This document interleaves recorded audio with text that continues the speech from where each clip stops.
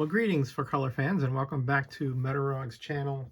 And today I figured I'd do a little rundown of Mike Zeck's work by his first real freelance job, and that was for Charlton. Now he did, I think he had like a text illustration and a sort of Conan, but I think that was just from a fanzine that he had drawn in. But his first real, I guess, job was here at Charlton back in 1974. Now, a lot of it at the beginning was doing text illustrations and some fill-ins for a lot of the cartoon books, Flintstones, Hong Kong Phooey, Wheeling the Chopper Bunch, Popeye, things like that, right? But it wasn't really, you can't really see Mike Zeck's style too well there since it's pretty cartoony, right? For lack of a better term. But eventually in late 1975, he moved over to the horror line and he still did some stuff for the animated or the cartoon stuff, but he started working in the, like I said, in the horror titles, right? So I'm going to show you all the covers he did. Then I'm going to show you some of his interior work. I don't have all his interior work from Charlton. I think I'm missing 2, but I do have all the covers, although some are from the modern reprints, but I'll let you know about that when it comes up. So his very first cover was here in cover dated April 1976, Many Ghosts of Dr. Graves 56. As you can see there, really you can see the Mike Zeck, kind of trademarks here with the really detailed face right there. And you got that Yeti guy coming into the porch swing, and going to interrupt that couple apparently. So again, that's his first cover. Actually, it's his first Charlton cover because he didn't do any for the cartoon books either. So this one here is actually from June 1976. I don't have the original yet, but I do have the modern reprints version here. Creepy Things number 4, right? Number 6, sorry. Number 4 is where he did the interior story. And here you see that really cool looking, huge hairy spider and that lady and the baby.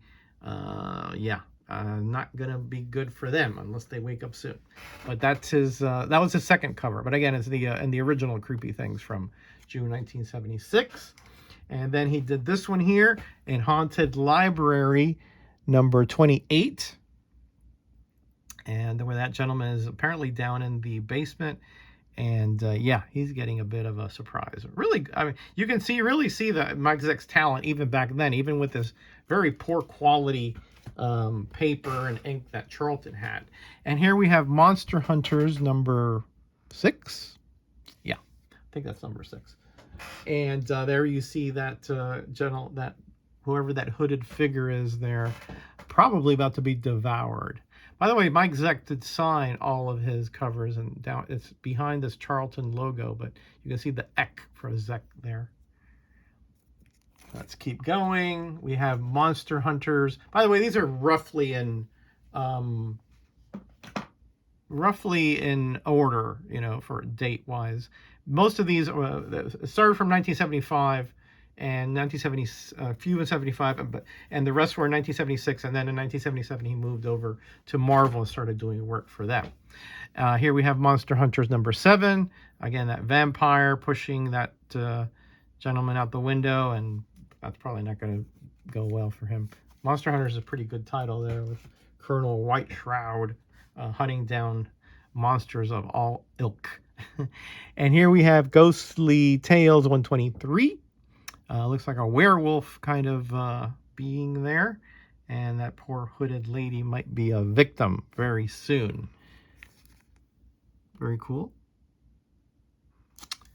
And here we have Scary Tales number 8.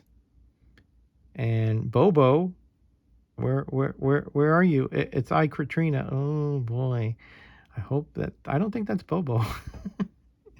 But you can see once again, like the face here is very Zeck-like, and here's a signature over here too on the side here.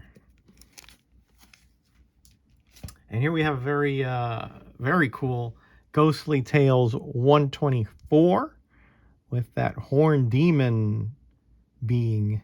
And poor gentleman there. Well, I don't know if he's a gentleman. It looks like, yeah, it looks like a guy. Looks like he's being the victim of that thing.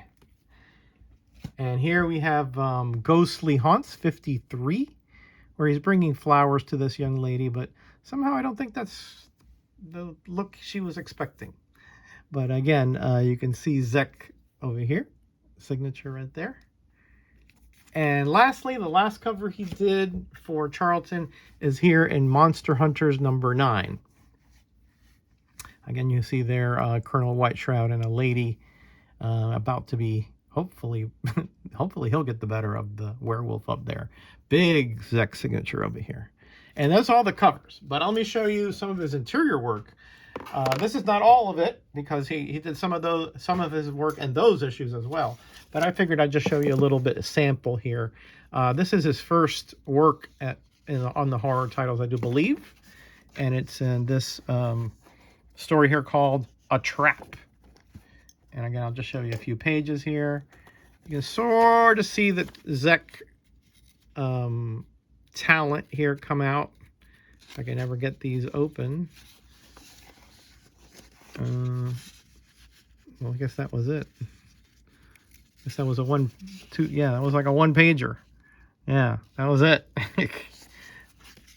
So that was a very short introduction there for Zeck to Charlton. And here's Scary Tales number 3. Actually I did this for a Halloween special for Gray Man Distress. And again, you know, the Zeck talent there. You can see it there.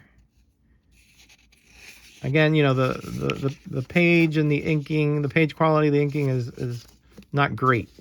But you can definitely see, you know, the Zeck style come out there. It was obviously much more pronounced in Marvel. But you can definitely see the beginnings here. And here is Ghost Manor 26. Just picked this up recently. And he did this art in The Obsessed. Okay. Again, I'm just showing you little samples here. I don't want this to go over 10 minutes or anything like that. And here we have Monster Hunters number 4. And here is that old gang of mine. Oh, mine. Of mine. Eee! And again, you can see a little bit of his art here. Not too bad, not too shabby.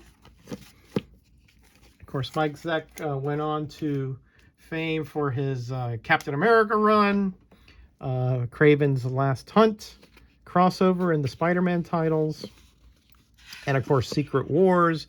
He also, my favorite work of his is in Master of Kung Fu. Absolutely fabulous stuff.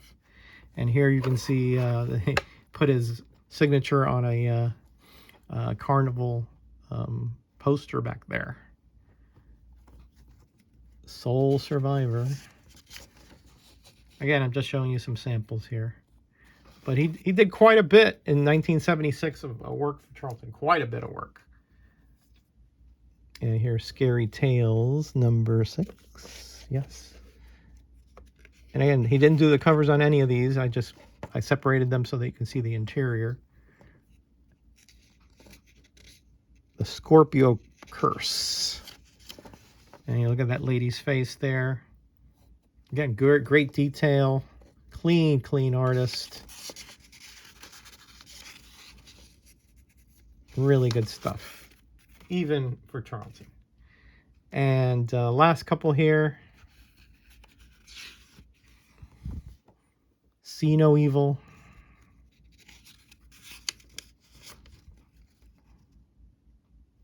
There you go. What about, how long? Yeah, it's almost 10 minutes. So we'll stop there. So I hope you enjoyed this. Those were all the covers and a good sample of his interior work for Charlton here, 1975, end of 75, beginning of 76. Hope you enjoy this. If you have any questions or any additions, please feel free to put them in the comments. I always love to hear from you guys, and I love the interaction here on YouTube. All right, everybody, you know what I'm going to say. Be blessed, be back, be kind,